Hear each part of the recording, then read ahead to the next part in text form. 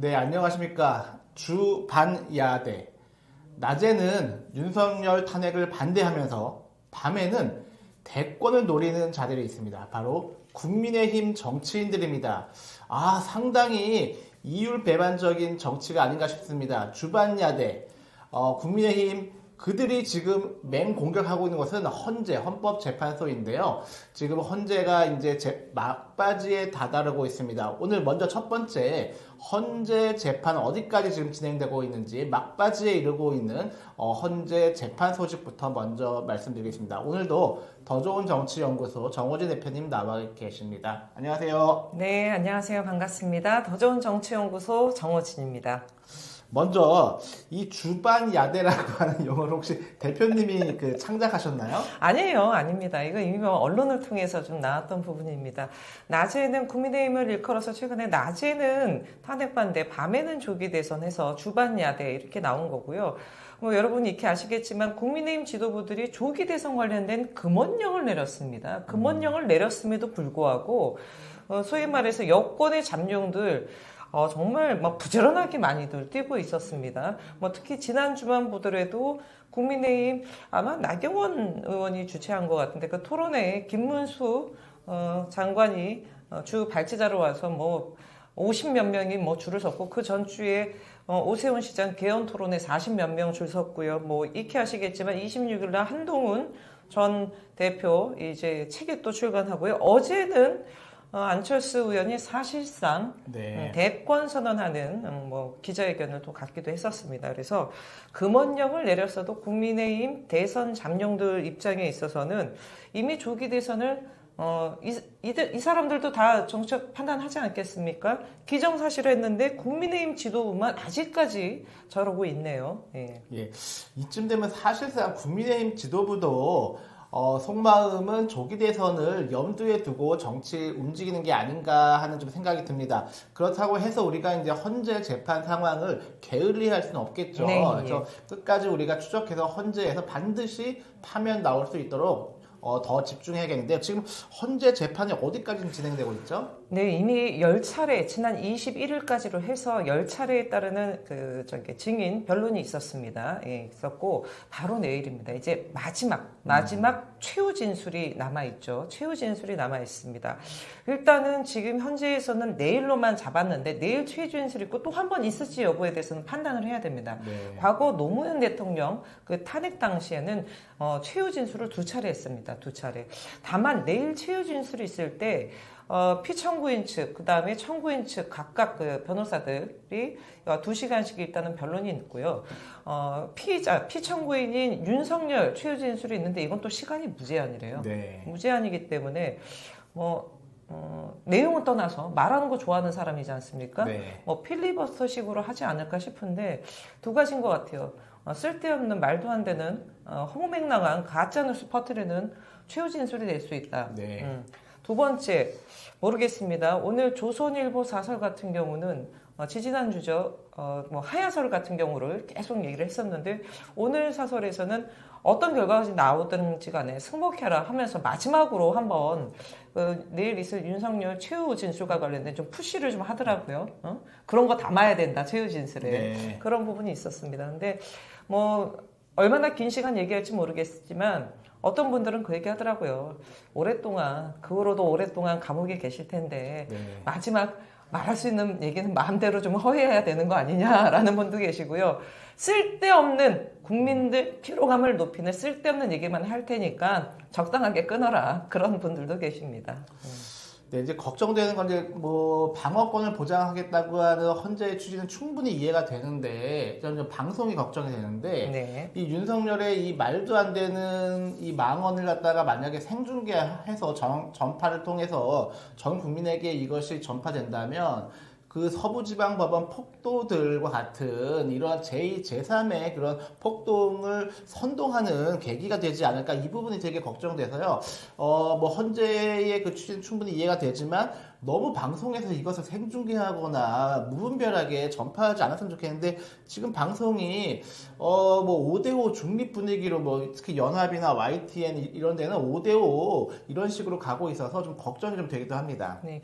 근데 지금 현재 지금 10차례에 있었던 탄핵 변론 같은 경우는 생중계가 아니라 먼저 일단은 녹화본을 좀 보내는 방식이어서 내일도 아마 그렇게 되지 않나 이렇게 좀 보여지고요.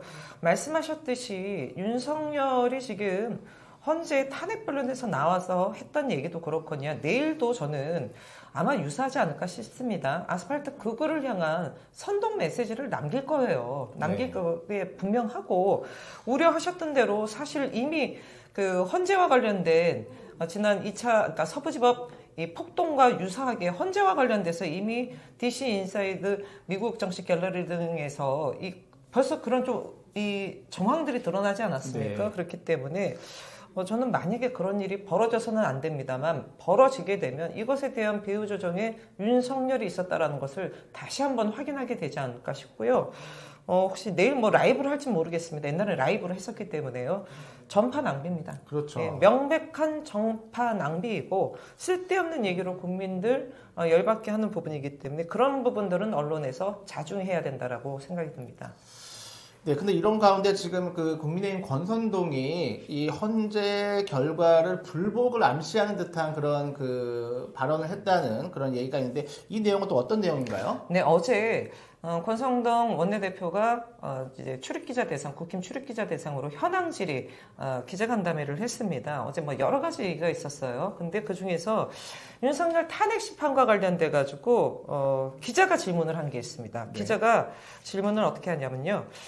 윤석열 대통령 탄핵 심판 어떤 결과가 나오든 당 차원에서 수용할 것인가?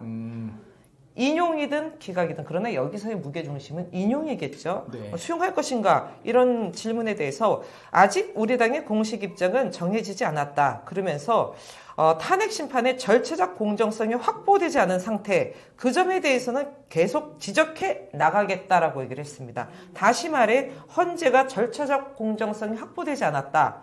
계속 지적할 것이다.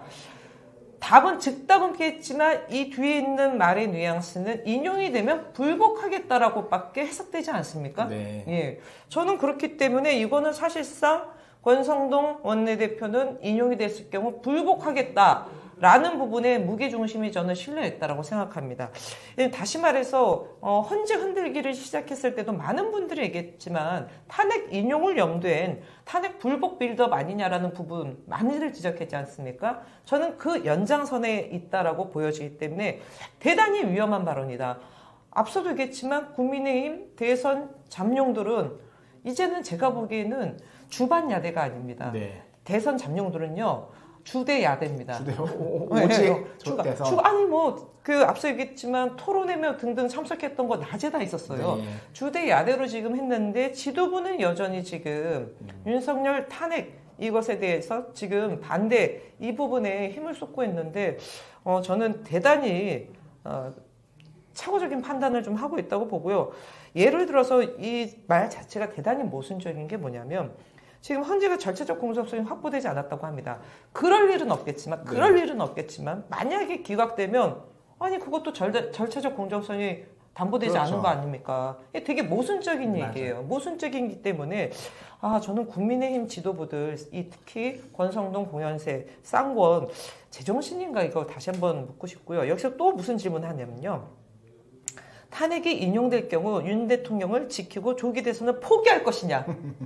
좀 날카로운 질문이죠. 네. 아니 이게 사실 맥락이 맞지 않습니까? 네. 탄핵이 인용될 경우는 헌재에 대한 절차적 공정성 계속 문제 제기할 거니까 네. 문제 제기하는 거는 우리는 인정 안 하겠다는 거 아닙니까? 인정 안 하려면 이 합리적인 이 논리의 전개는 뭐냐면 인정 안 하면 조기 대선 출마 안 하는 거예요. 네. 그렇잖아요. 그게 맞지 않습니까? 조기 대선 포기냐 그랬더니 예단을 갖고 질문하는 것에 답변하지 않겠다. 그러면서 탄핵 인용이 되든 기각이 되든 결정 후에 입장을 밝히겠다라고 하면서 뭐라 그럴까요?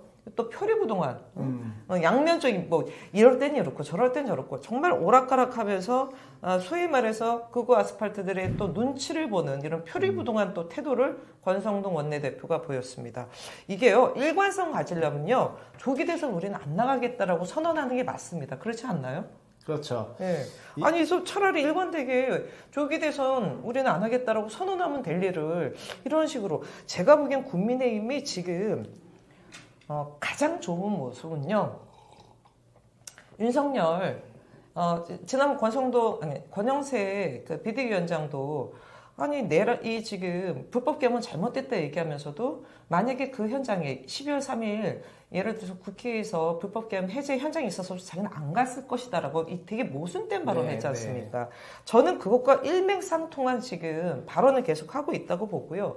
국민의힘 지도부가 조기 대선에 이 발목을 잡는 지금 그런 모습을 보여주고 있다라고 한 줄로 좀 말씀드리고 싶습니다.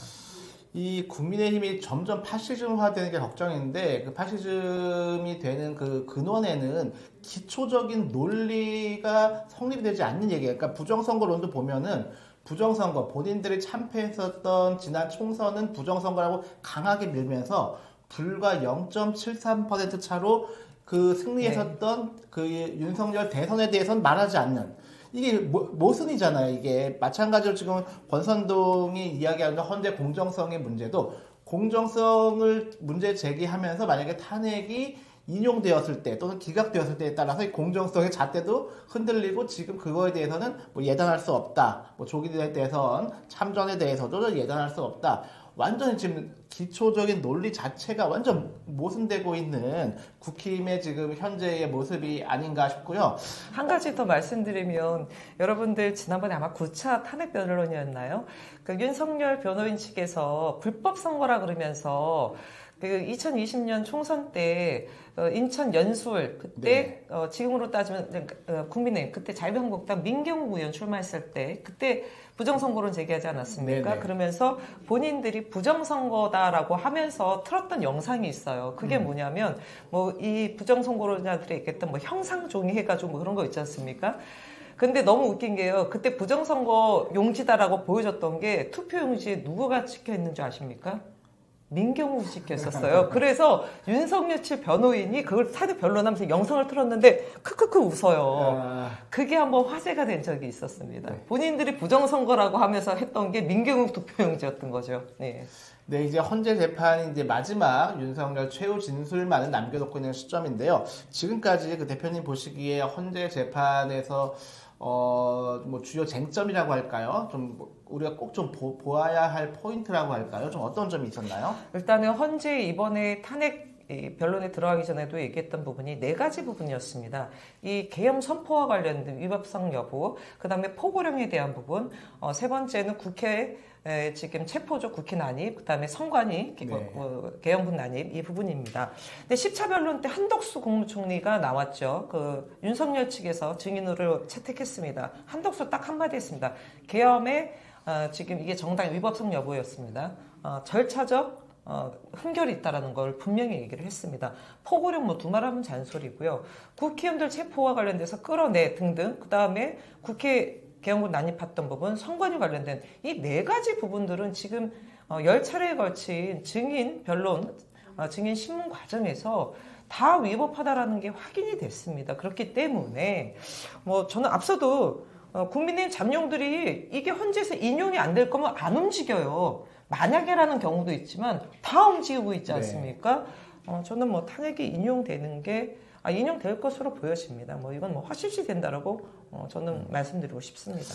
그나마 좀 다행스러운 거는 그 헌법재판관들이 뭐 보수냐 진보냐 성향 논란이 이제 재판 전에 많이 있었는데 다행히 헌법재판관들이 이 부정선거론 관련해서는 아예 질의 자체를 하지 않고 정말 이 사안에만 집중하는 그런 모습들을 재판 기간 내내 보여주었기 때문에 이 부분에서 우리가 그 사전에 걱정했었던 보수니 진보니 그러한 재판관 성향 문제는 우리가 재판 과정에서 상당히 우려를 덜 수 있었다 정도까지 말씀드릴 수 있을 것 같습니다. 저는 이거 헌재 얘기 나왔으니까 이 얘기는 좀 한마디 꼭 드리고 싶습니다. 부정선거 관련된 부분과 또 연관되는데요. 최근에 헌법재판소 연구원들 네. 중국인들이 있다라는 이 가짜 뉴스를 네. 극우 유튜버들 그다음에 전환길 뭐 강산가요 네. 극우 아스팔트 GP에서 그런 얘기를 하고 있습니다. 네. 그런데 대단히 위험스러운 부분은요. 나경원 의원이 이에 동조하면서 저는 지금 이해를 못하겠는데 이 지금 헌법재판소 그다음에 중앙선관위에 외국인들 못 들어가게 하는 취업 못하게 하는 법안을 만들겠다라고 얘기를 했습니다. 근데 지금 이미 특정직 공무원입니다. 특정직 공무원, 법관, 그리고 예를 들어 헌법재판연구원들도 사법시험 합격한 다 법관들이거든요. 이런 사람들은요, 지금 현행법상 특정직 공무원이라 그래서 외국인들이 이직을 할 수가 없어요. 네. 그런데 법관 출신의 나경원 이런 법안을 만들겠다라고 지금 18일 날 네. 밝혔다고 하는데요.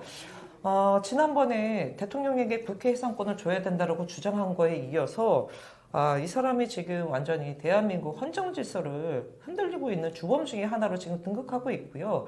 가짜뉴스 확산기뿐만 아니라 극우 유튜버들의 아바타가 되고 있습니다. 참 심각한 상황입니다. 아이고, 어쩌다 나경원까지 이렇게 국민의힘이 정말 이렇게 극우 파시즘으로 완전히 지금 전락하고 있는 모습을 우리가 거의 뭐 매일매일 생중계 보듯이 지켜보고 있는 상황입니다. 네.